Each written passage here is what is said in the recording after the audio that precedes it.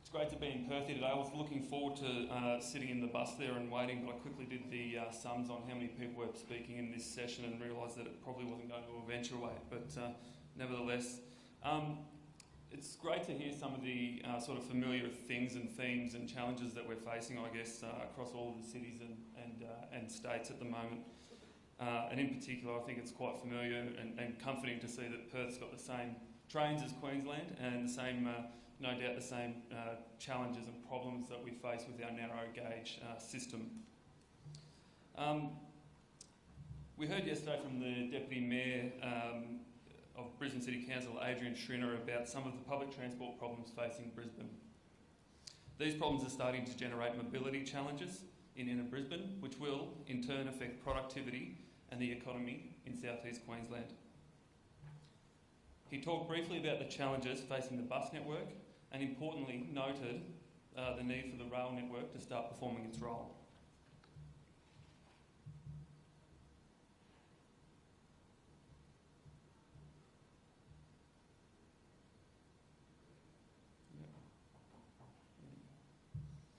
A brief exploration of the history of transport reveals some important events which have shaped Brisbane.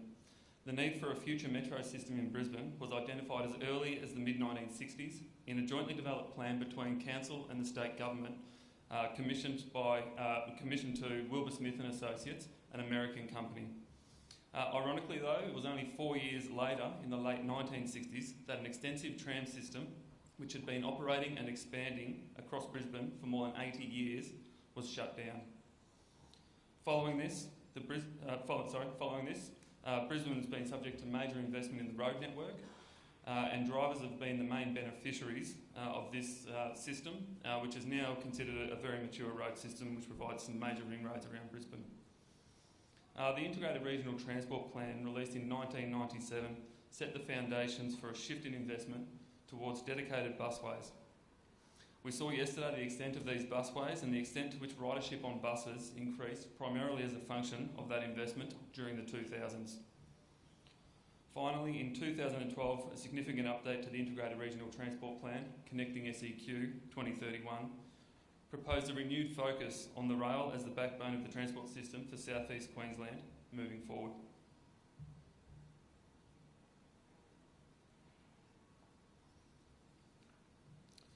South East Queensland is a unique and geographically expansive region. It is a fast-growing region and is one of the largest economic areas in Australia. Benefits of agglomeration will mean that 45% of all new jobs in South East Queensland will be located in Brisbane, while more than 80% of the population growth will be outside of Brisbane. The size and nature of this growth will continue to heap pressure on our transport networks. Our current busway and rail networks are starting to reach their capacity limits, impacting reliability and the customer experience. The expected increase in private vehicle trips will place further pressure on an already congested road network, leading to increased travel times and economic costs. Without an effective transport system, our modelling has shown that the economic output of South East Queensland could be restricted by up to $69 billion between 2015 and 2031. This is further supported by Infrastructure Australia's Australian Infrastructure Audit, which suggested that the cost of congestion on the Brisbane, Gold Coast, Sunshine Coast corridor alone could grow from an estimated $2 billion in 2011 to $9 billion each year in 2031. Unless congestion is managed effectively, businesses will face significantly increased costs. In Brisbane, the challenge cannot be met by building more roads that funnel more traffic into an already congested urban core. We need to transform our public transport system to meet customer needs and their expectations. It's no mistake that I'm here talking about a major rail project at a bus industry event. We know that the productivity and viability of our cities and regions rely on entire transport ecosystems working as a collective, with each mode given the tools it needs to perform its role.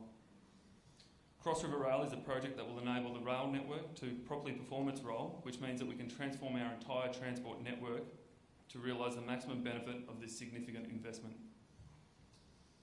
Earlier this year, the Queensland Government released South East Queensland's Rail Horizon, which outlined the strategic framework for a better rail system to accommodate population growth, support economic growth and provide a better customer experience. Cross River Rail is at the heart of the rail strategy and will have an ongoing impact on enhancing and integrating public transport services in South East Queensland. Improving the customer experience and increasing the overall efficiency of the public transport network will ultimately depend on achieving truly multimodal integration, where each mode performs its role within the rail network.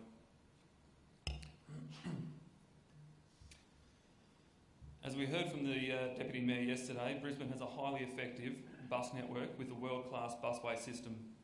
And because of its success, Brisbane relies more heavily on lower capacity travel modes like buses and cars, which are required to do much of the line haul task performed by rail in other jurisdictions.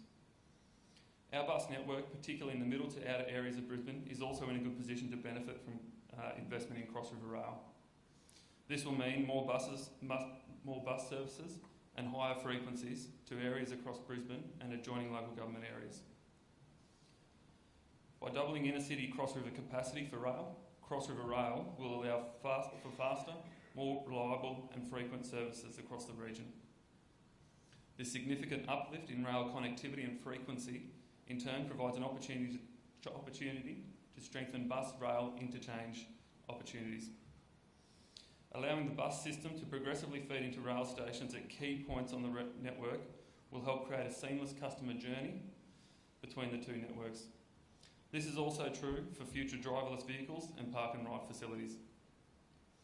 It's an opportunity to create effective and integrated transport hubs across Brisbane, well-designed interchanges in both inner and outer locations, which will reduce pressure on inner city bus infrastructure, road congestion, and enable more efficient use of scarce curbside space in the Brisbane CBD.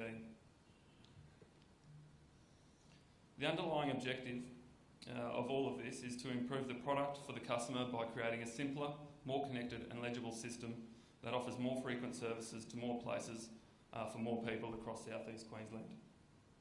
Before long, and we've heard much about this in this conference, timetables will be a thing of the past and probably something that you'll only see in museums.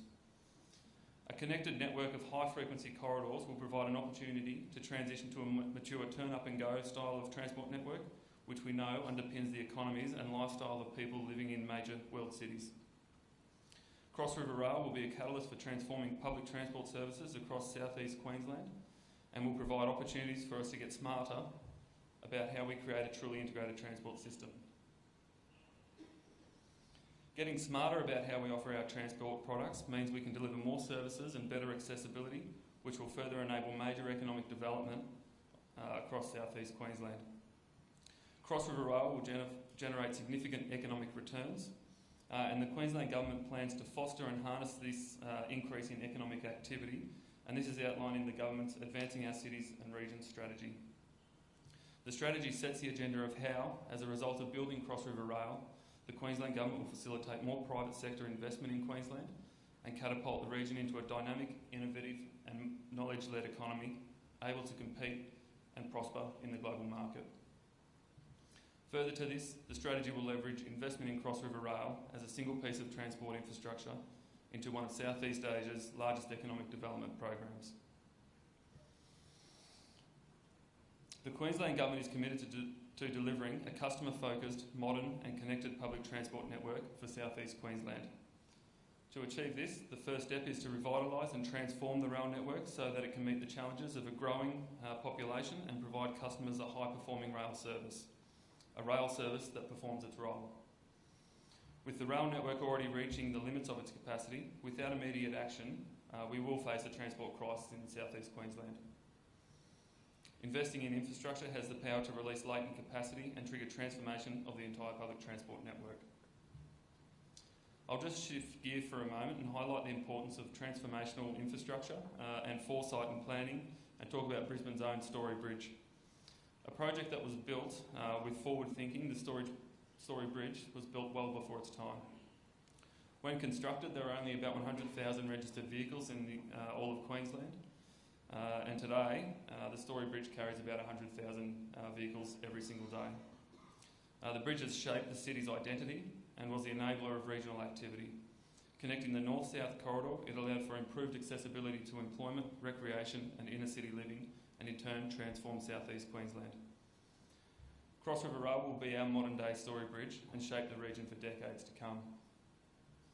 With Cross River Rail, customers will experience seamless journeys between the Sunshine Coast and Gold Coast, and more capacity will enable growth in areas such across South East Queensland, including Logan and Moreton Bay.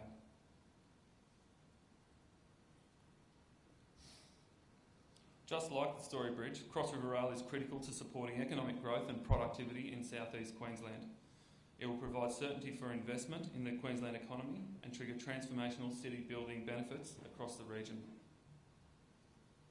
Cross River Rail will enable public transport services to transform and will provide the opportunity to rethink how the bus system operates to take advantage of a rail network ready to perform its role. Most of the critical bus problems are within the Brisbane's inner city network, where capacity constraints are the most acute and the problems are the most complex to address. Cross River Rail will offer the opportunity to provide a better overall service to customers by refocusing some bus routes to feed into key rail interchange locations further out from the inner city area. While this would require some customers to transfer between bus and train, coupled with increased frequency, reliability and design, these transfers will improve the overall customer experience and reduce overall travel times. Improving the customer experience will make public transport a real alternative and the first choice of commuters in South East Queensland. Each new station on Cross River Rail will anchor major redevelopment opportunities, utilising significant tracts of government-owned land, which can be renewed and repurposed into truly world-class hubs of retail, tourism, knowledge and innovation, entertainment, sports activities and commercial uses. The project will be a catalyst for this development by increasing the scale and shortening the time frame for development outcomes to be achieved. The Boggo Road, Woolloongabba and Bowen Hills areas are already experiencing significant residential and commercial redevelopment. With the additional connectivity and accessibility provided by Cross River Rail, these areas will see further investment and transformation. Boggo Road Station will become South East Queensland's second busiest interchange and will support the development of the Boggo Road Urban Village and expansions of the Health and Sciences precincts. Likewise, Woolloongabba Station will enable commercial and residential development and importantly connect sports fans to the Gabba. Albert Street Station will be a truly central station and will activate the southern CBD. A new station here will support plans to convert the street into a subtropical boulevard. The built form of Brisbane has shifted away from the current central station, meaning that some parts of the CBD at the moment are more than a 10-minute walk away from a major transport hub. The Albert Street Station will provide access to Queen's Wharf, Brisbane, the Queensland University of Technology, the Financial District and the Queen Street Mall. Cross River Rail will transform the Roma Street Station precinct from a tired site full of opportunity into a vibrant destination. Roma Street Station will enable high-density commercial development around the new station and other key government-owned land in that area. This will create an enlivened, mixed-use precinct helping realise the city's plan to provide a new integrated western gateway to the city. Exhibition Station will be upgraded, with the current station only being serviced during major events such as our Royal Show, colloquially known as the Ekka. Cross River Rail will open this station to regular daily services. The Exhibition Station will also improve accessibility to the Royal Brisbane and Women's Hospital and the recently awarded $1.1 billion Hurston Quarter redevelopment, a mixed-use precinct for health, biomedical, residential and retail activity. The station will also support the $2.9 billion Brisbane Showground regeneration project being led by the RNA. A project of this size and complexity has many elements, and we are investigating a number of different ways to package these components together. Finalising these packages will be subject to more market sounding and could include early and enabling works where these make sense to do so. Surface works will be undertaken in complex live rail operating environments in some of the busiest parts of our network.